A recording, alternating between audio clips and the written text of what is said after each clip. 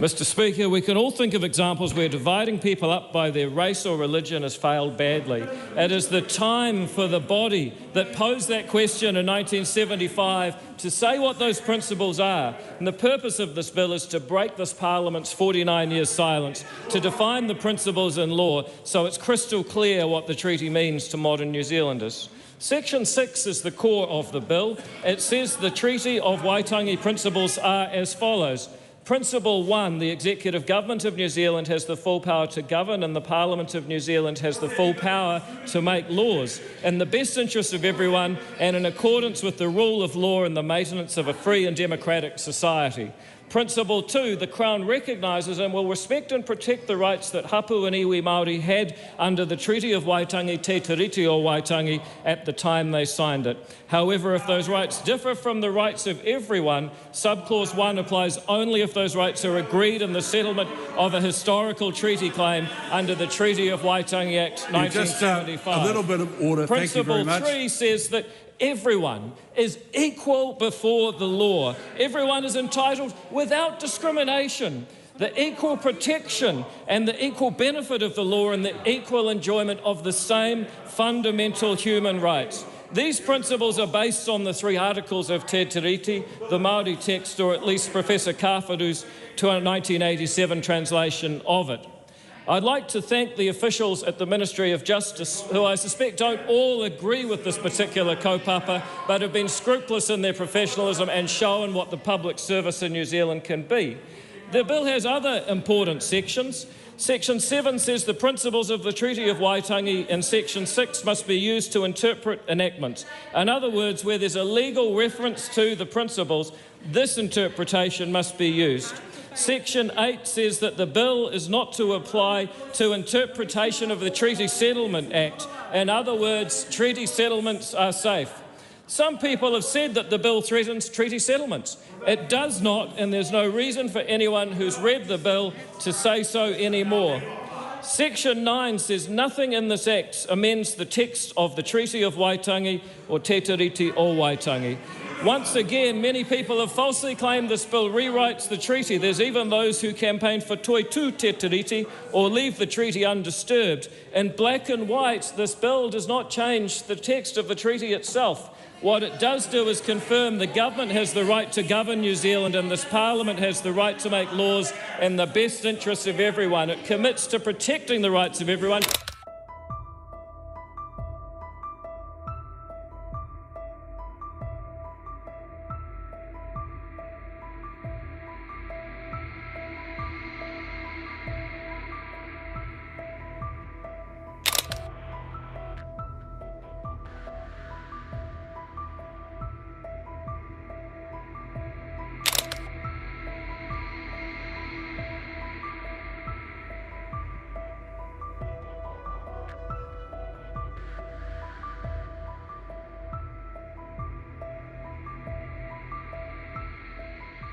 Mr. Speaker, shame, shame, shame on you, David Seymour.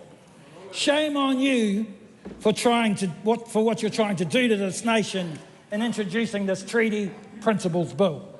Ngāti Rehia will be ashamed that one of their sons has come up with a political stunt that looks to divide the nation and the partnership that we've been trying to get right, Mr. Speaker, since the most preeminent jurist in New Zealand history, Lord Cook, made that historic declaration of partnership in 1987.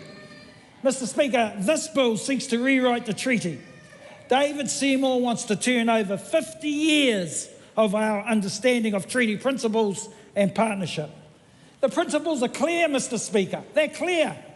They're about partnership. They're about equity. They're about active protection. And they're about redress. Simple. Why does this offend this minister so much? This bill seeks to give Māori rights and Indigenous rights to everyone. And there's no doubt that Mr. Seymour wants to totally change the treaty, Mr. Speaker, as we know it. That's the view of the best legal minds in the country, the King's Council, who have said, abandon this bill. The Waitangi Tribunal, who have said, by engaging with this process, the Crown was sanctioning a process that will take away Indigenous rights. And in fact, there's the view of Crown law, the government's own lawyers. That's right. The government's own lawyers, Mr. Speaker, who said that this bill will undermine Māori rights, but still David Seymour persists with this disgusting piece of legislation. I said some time ago that he was the most dangerous politician in New Zealand, and that has come to pass. Mr. Speaker, I'm a Labour Party member, but I'm also a proud Māori and New Zealander. And I denounce this foul attempt to rewrite the constitutional framework of this nation simply because the Prime Minister is too weak to stop the dangerous extremism of the ACT Party. The party of Doug Graham, the party of Chris Finlayson, Jim Bolger, Jenny Shipley, none of those people would have been played the way the Prime Minister has been played, Mr. Speaker.